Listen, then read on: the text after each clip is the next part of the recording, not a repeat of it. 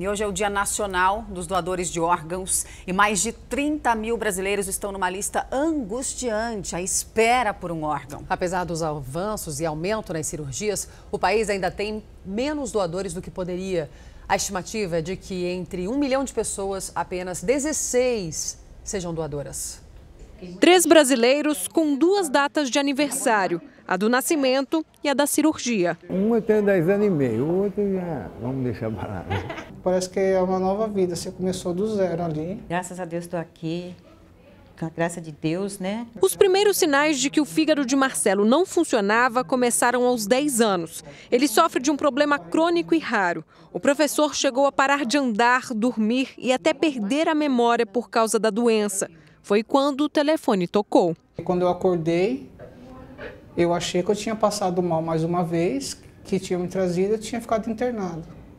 Aí um dia na UTI, aí eu comecei a olhar, tal, conversando com a enfermeira que estava no local comigo. Aí que eu consegui olhar um pouco para baixo, que aí eu vi o meu corte de ponta a ponta na minha barriga. Aí eu comecei a chorar. Um momento inesquecível para todos os transplantados. Na verdade, eu vim 4 vezes. Eles chamavam, o fígado não dava certo. Aí chamou outra vez, o fígado não dava certo. Na terceira vez que eu vim, aí deu certo. Eu estava indo para sair na escola de samba, na Marginal, era meia-noite de sexta-feira, quase um pouquinho antes da meia-noite. Aí tocou o telefone, 3069 6.000. Pronto. Bom, pode vir que chegou um doador compatível. Ah, não dá para ir depois? Agora. No Brasil, 32.500 pessoas dormem e acordam com esta mesma expectativa, a de que a espera chegue ao fim. Há um longo caminho para essa fila acabar.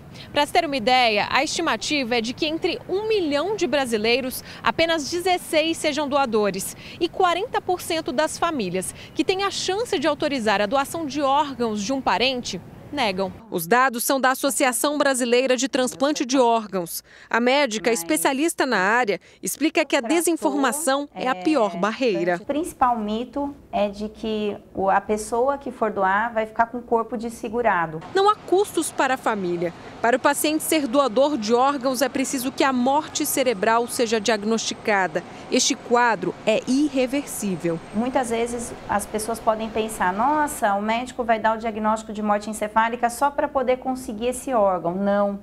Então, os médicos que dão o diagnóstico de morte encefálica não são os médicos que estão relacionados, ligados ao transplante. O transplante de órgãos luta contra outro desafio, o tempo.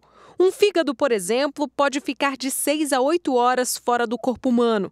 Neste período, a equipe precisa fazer a operação de retirada, transportar o órgão até a cidade do receptor e fazer a cirurgia de colocação. Uma missão que necessita de muita estrutura. Para cada doador, são pelo menos 10 transplantes. Coração, pulmões, fígado, rins, pâncreas, intestino, córneas e até a pele e os ossos. Existe todo o suporte técnico, né, de transporte das equipes, dos centros cirúrgicos para que eles façam a captação dos órgãos e depois do retorno desses médicos para os serviços e para os estados de origem com o órgão para doação. Se sua intenção for ser um doador, é importante avisar os familiares. Cartas não adiantam.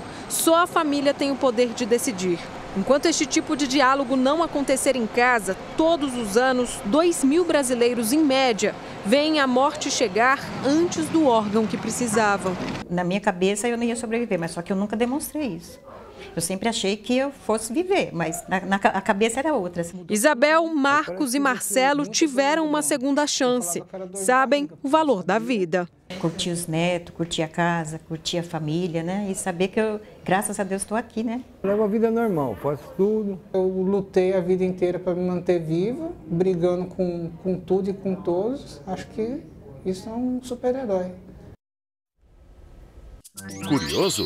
Baixe o Play Plus em playplus.com, na Google Play ou App Store.